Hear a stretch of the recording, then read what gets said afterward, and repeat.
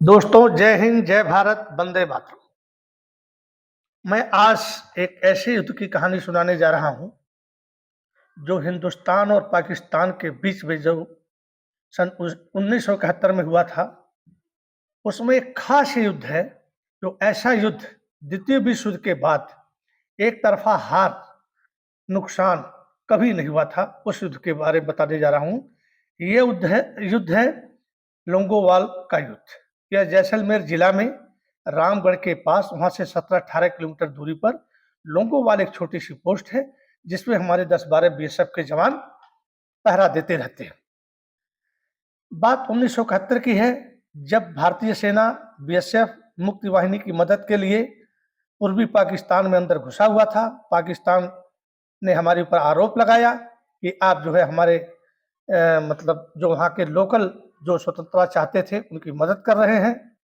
भारत ने कोई जवाब नहीं दिया, तो वो सोचा कि हम क्यों ना अपनी सेना भेजें, पर वो भेज नहीं सकता था, क्योंकि हमारी आर्मी एयरफोर्स ने भी पहले से तैयार थी। समुद्र मार्ग पर नेवी ने अपना लंगर डाल रखा था, अपने जहाज फाइटर्स जो थे, पानी वाले जहाज, पनडुब्बी, ये सब लगा रखा था कि पाकिस्तान का किसी भी तरह से मदद न मिल सके समुद्र के रास्ते। एयरफोर्स भी कमर कस के तैयार थी कि कभी भी हवाई मार्ग से हमारे पास ना आ सके, और आर्मी हमारी थी ही कि जमीन के द्वारा तो वो आ नहीं सकते थे। और दूरी थी 1600 किलोमीटर पूर्वी पाकिस्तान और पश्चिमी पाकिस्तान की। अब पाकिस्तान ने सोचा कि हम पूर्वी पाकिस्तान में तो किसी तरह से मदद नहीं कर सकते हैं, तो क्यों न हम पश्चिम की तरफ से भारत में घुस जाए, अब बहुत बड़े भूभाग पर कब्जा कर लें। जब नेगोशिएशन चलेगा, मतलब समझौता होगा, तो हम अपनी बहुत सी बात मनवा लेंगे। यही सोच करके पाकिस्तान ने 3 दिसंबर 1971 को अपने हवाई जहाज के जरिए हमारे 11 एरोड्रम हवाई अड्डे पर आक्रमण किया। किस्मत अच्छी थी कि उनके निशाने चूक गए, और जो है बम जो है हवाई अड्डे से थोड़ा इधर उधर पड़ा, और एक तो अम्बाला के हॉस्पिटल में ही पड़ गया। अम्बाला, पठानकोट, आगरा, ये सब पर इन्होंने अटैक किया था। 3 दिसंबर को इंदिरा गांधी जी कलकत्ता में भाषण दे रही थी। किसी ने जाकर उनके कान में कुछ कहा और एक छोटी पर्ची दी। इंदिरा जी तत्काल वह मीटिंग भाषण समाप्त करके डायरेक्ट दिल्ली आई और सारी सिचुएशन का पता किया। पता करने के बाद इन्होंने युद्ध जो है डिक्लेयर कर दिया, क्योंकि पाकिस्तान ने 3 दिसंबर 1971 5:40 पर अटैक किया था। हमारे जो मानिक साथ थे, जिनके ऊपर मैंने 2-3 वीडियो बनाया है, नेवी के जो चीफ थे और एयरफोर्स के जो चीफ थे, वो बैठ करके उन्होंने एक मीटिंग किया कि यदि हम पूरब में घुसे हैं तो हो सकता है कि पाकिस्तान पश्चिम में हमारी तरफ से घुस जाए। इसलिए लोंगोवाला पोस्ट जो था, उस पर 10-12 आदमी बीएसएफ के पहरा देते थे, लेकिन उन्होंने बीएसएफ को विड्रा कर लिया और वहां पर 23 पंजाब रेजिमेंट के अल्फा कंपनी को नियुक्त किया, और जिसमें 120 जवान थे। उसमें 2 अफसर थे, एक थे company commander major Kuldeep Singh Chandpuri, और दूसरे जो है सेकंड लेफ्टिनेंट धर्मवीर। जैसे ही 4 तारीख को हमने युद्ध डिक्लेयर किया, सेकंड लेफ्टिनेंट धर्मवीर सिंह के नेतृत्व में 15 जवान पेट्रोलिंग, मतलब निरीक्षण के लिए बॉर्डर की तरफ गए। अमावस्या का रात्रि थी। उन जब कुछ दूर गए, बॉर्डर अभी कुछ दूर रह गया था, तो उनको जो है कुछ आवाज सुनाई दी। ये सब खड़े होकर के ध्यान से आवाज को सुनने लगे, तो आवाज ऐसे पता चली कि बहुत सी गाड़ियां जो है हमारी तरफ बढ़ रही है, गड़गड़ाहट की आवाज आई। सेकेंड लेफ्टिनेंट धर्मवीर ने तुरंत जो है मेजर चांदपुरी को इसको खबर दी। चांदपुरी ने तुरंत जो है अपने कमांडिंग अफसर को सूचना दी। कमांडिंग अफसर ने डिप कमांडर को सूचना दी, क्योंकि यह 12 इन्फेंट्री डिप के अंडर में आता था।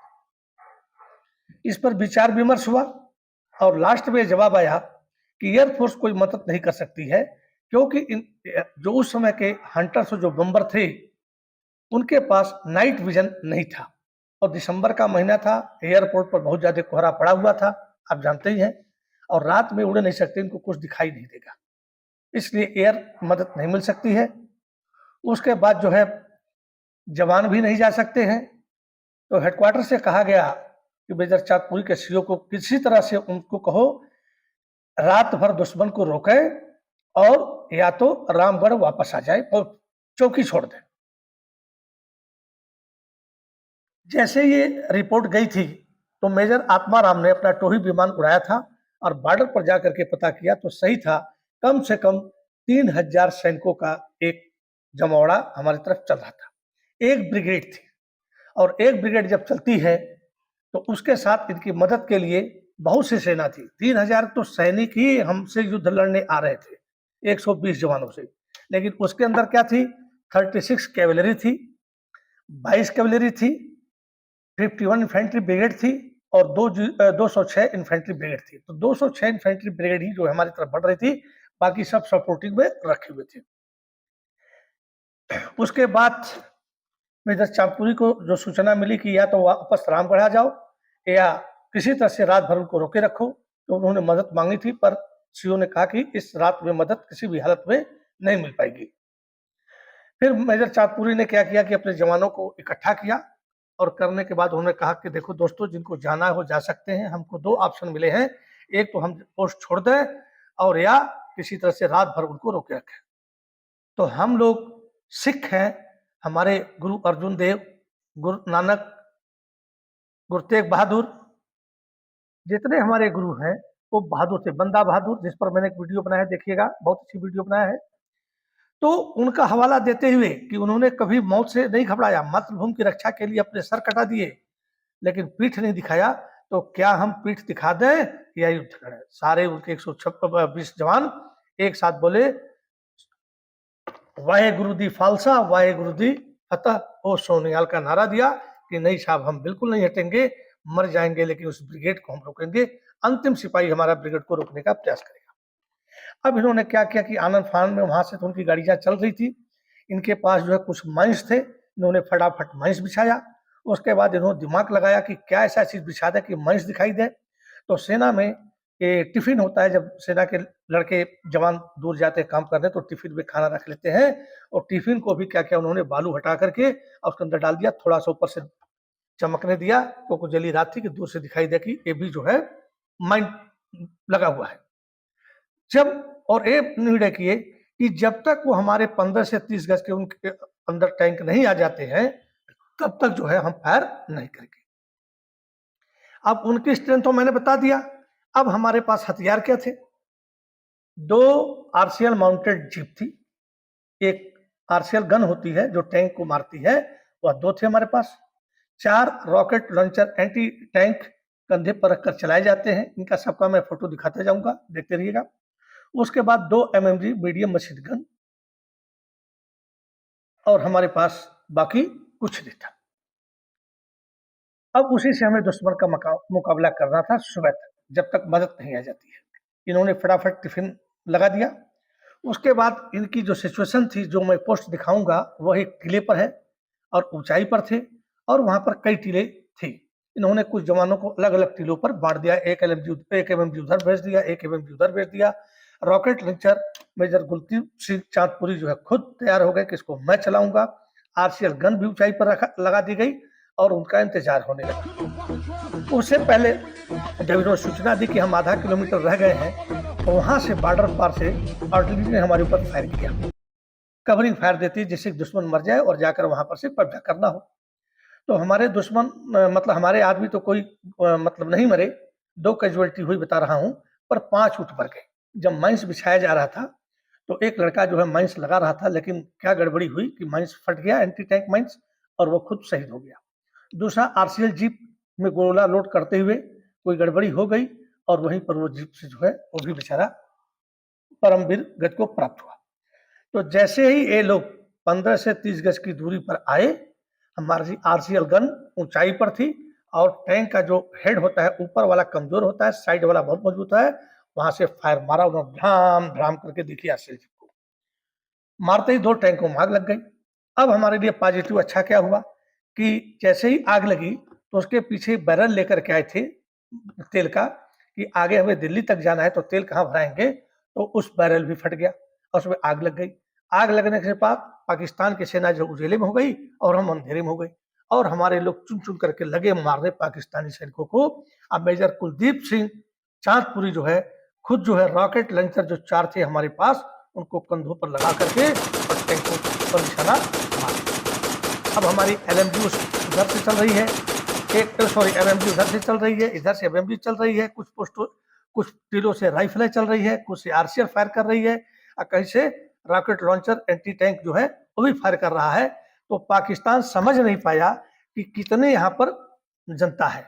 वो तो सोचकर चला था कि बीएसएफ के 10-12 जवान होंगे और यूं जो है हम कब्जा कर लेंगे, और बता दिए थे अपने कमांडर को हम जो है ब्रेकफास्ट जो है लोंगोवाल में करेंगे, लंच रामगढ़ में करेंगे और डिनर जैसलमेर करेंगे। ये गट्स लेकर चले थे, लेकिन अब तो उनको मुसीबत हो गई।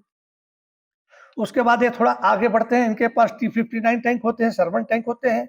इन टैंकों को नरम रेत में चलने का अनुभव नहीं था, बहुत स्लो चलते थे, 1 घंटा में 2 या 3 किलोमीटर ही इनकी रफ्तार होती थी, और नहीं तो रास्ते में इनके 2-3 टैंक बालू में फंस गए। उनको निकालने में ये समय लगा दिए।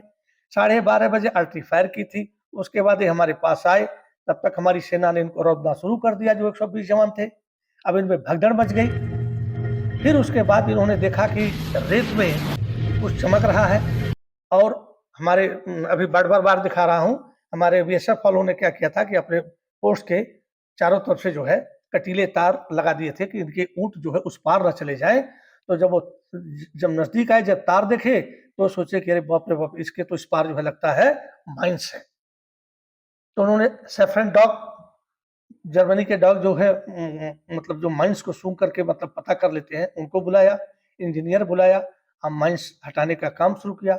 ऐसे करते करते जो है सुबह हो गई, और ये अब इकट्ठा जैसे होने वाले थे, तब तक जाड़े में तो आप जानते ही हैं कि सूरज निकलता थोड़ा लेट ही निकलता है, 7:30 बज गया।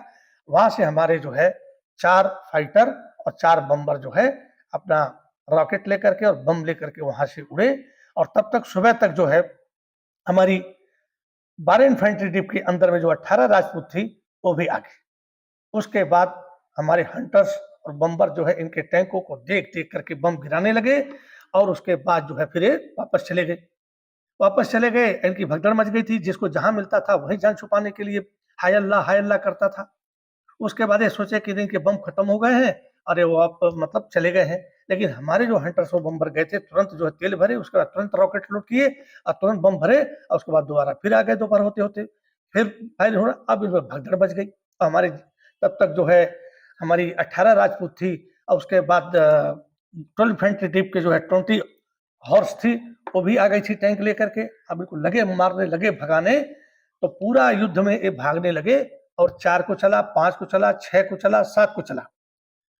तो यह 3 दिन का जो युद्ध था, इसमें इनको ऐसे भाग रहे थे जैसे भूत भागता है, और उसके बाद हमारे जो है बम्बर, जो हमारे फाइटर जो है इसके ऊपर बम गिराते रहे। हमारी किस्मत सबसे अच्छी थी, इन पाकिस्तानियों के दिमाग में नहीं था कि उन्होंने कभी भी अपना एयर अटैक हमारे ऊपर नहीं किया, और हम जीतते चले गए और उस पारे भाग गए। जब लड़ाई खत्म हो गई, हम यहाँ पर विजय हासिल कर लिए, तो इंग्लैंड के, ब्रिटिश के जो फील्ड मार्शल थे आर.एम. कार्वर, जब इन्होंने सुना कि 120 सैनिकों ने पूरे 3000 की सेना को मतलब रोक दिया, और उसके बाद दूसरे दिन 3 दिन की लड़ाई में मतलब कम से कम 6-7 हजार सेना थी, क्योंकि सपोर्टिंग थी 23 cavalry, 22 cavalry, 38 Baloch, 51 infantry brigade, एक ब्रिगेड में 3000, और 206 इन्फेंट्री ब्रिगेड में 6000, और उधर 1000 भी हम मान लें तो 7000 की सेना को हमारी सेना ने मार भगाया। और इनके 22 टैंक हमारे एयरफोर्स ने बर्बाद किए, 12 जो है हमारे आर्मी ने ग्राउंड से बर्बाद किए गए, और 2 पकड़ लिए गए, और बाकी कुछ टैंक जो रेत में फंस गए थे छोड़ करके भाग गए। आज भी वह टैंक हमारे वहां पर हैं। तो मेजर चांदपुरी के साहस भरे कारनामों को देखते हुए उनको युद्ध खत्म होने के बाद महावीर चक्र से सम्मानित किया गया। और इसी के साथ दोस्तों, आप इसको देखते रहिए, लाइक करते रहिए, और जरा इसको पूरा देखिए कि हमारे उसमें क्या हुआ, कैसे हमारे वीर सपूत हैं जो कभी डरते नहीं हैं, और आज तक हम फतह ही हासिल करते रहे। चाहे वह 47-48 का युद्ध हो, 62 में थोड़ा हम हारे, फिर 65 में हमने फतह हासिल की, फिर 71 के युद्ध में हमने जीत हासिल की, और एक कारगिल का युद्ध था उसमें भी हमने जीता। इसी के साथ मैं रुक रहा हूँ, 8-9 दिन के बाद दोस्तों वीडियो बना रहा हूँ। जय हिंद, जय भारत, वंदे मातरम। थैंक यू दोस्तों।